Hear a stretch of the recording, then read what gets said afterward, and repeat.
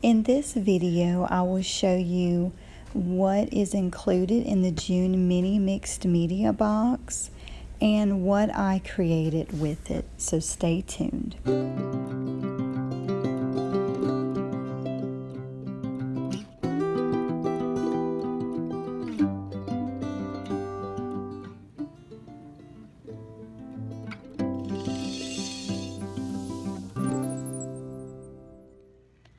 Hi everyone, Hannah here.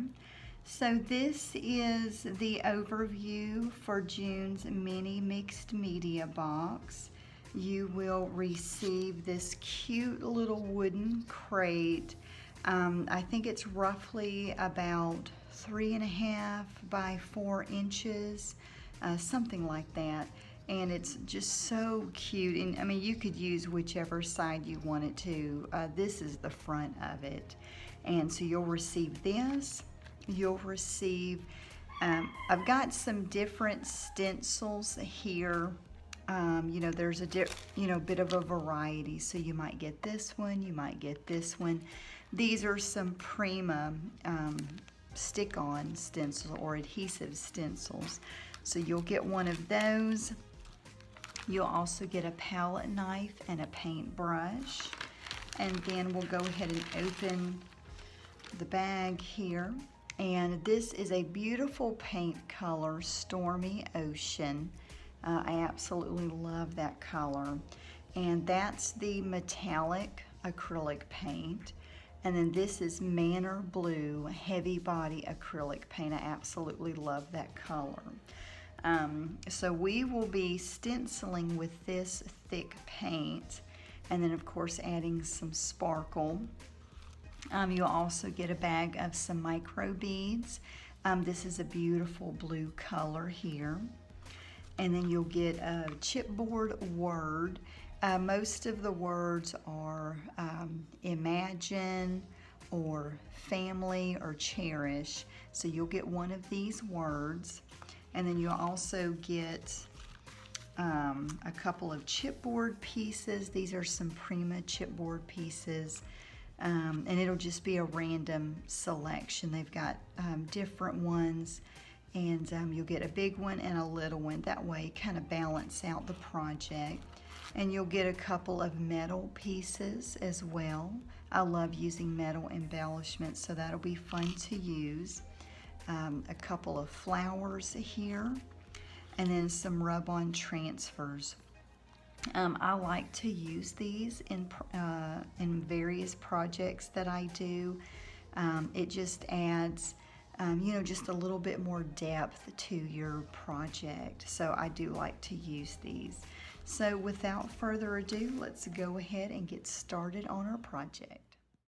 So I'm placing my stencil down basically to where the corner of the stencil is at the corner of our wooden crate piece. And what I'm going to do is make it to where each corner will sit at the corner of the wooden piece, and I'm taking the heavy acrylic paint, which is the lighter blue color, and putting that at the corner. And it's pretty thick paint, so it's going to give a little bit of an imprint for whenever it dries and we paint over it with the Stormy Ocean color. It's going to leave an imprint there, so we will be able to see that through that paint. So I think that's going to be a pretty neat look, and so that's what I'm going for.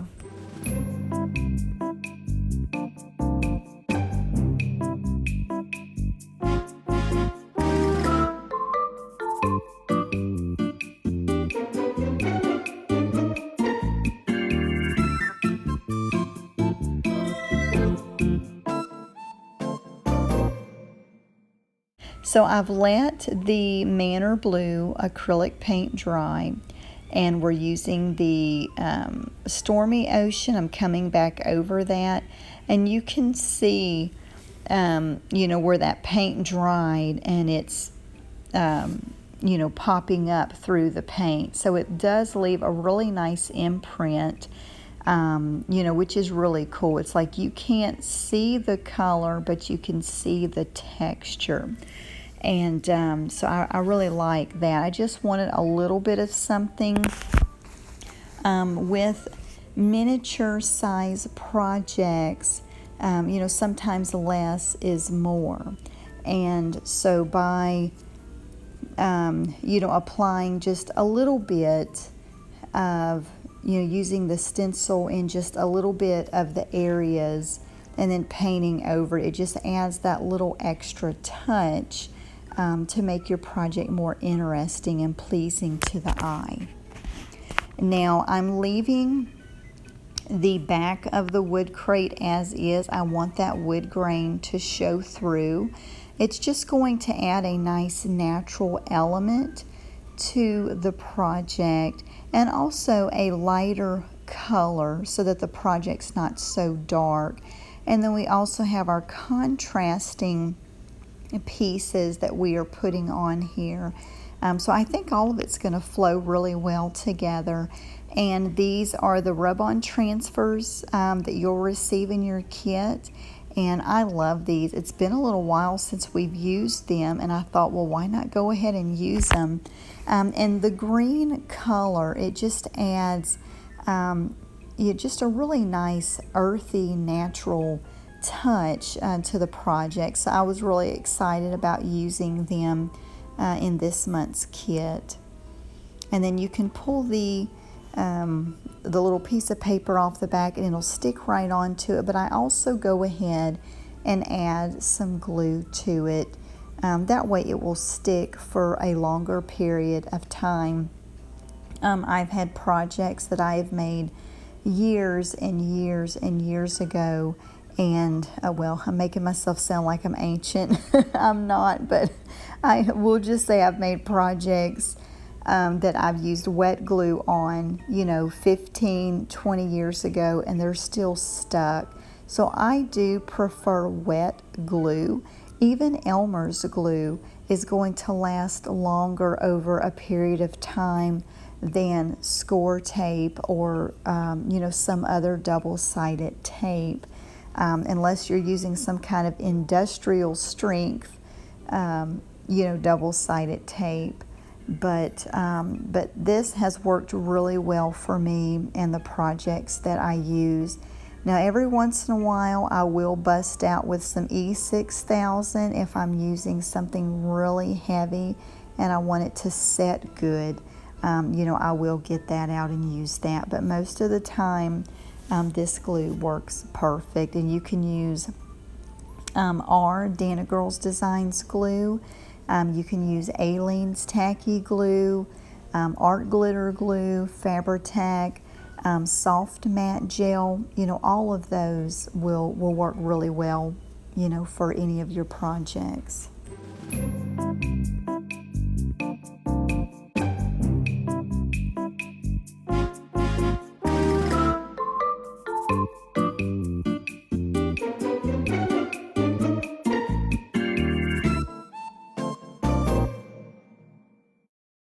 So now I'm going to go ahead and add some of the micro beads.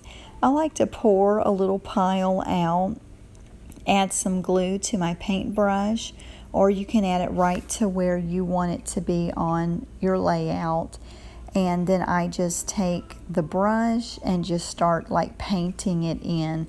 And the micro beads stick to the paintbrush with, you know, because of the glue. And then wherever you rub it on, it sticks. And it works really well. It's less messy. You don't have little bitty beads rolling all over the place. So sometimes that annoys me. And so I started doing it this way, and I like it so much better.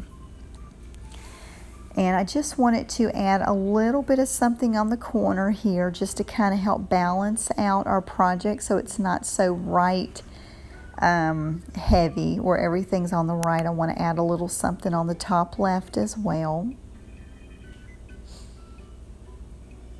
So overall, I really like how this project turned out. You know, I liked the colors that we used. I like the inspirational sayings. You know, if at any time you're kind of having a down day, you know, little phrases like this will help pick you up. So I hope you've enjoyed this tutorial, and let me know if you have any questions. Thanks so much.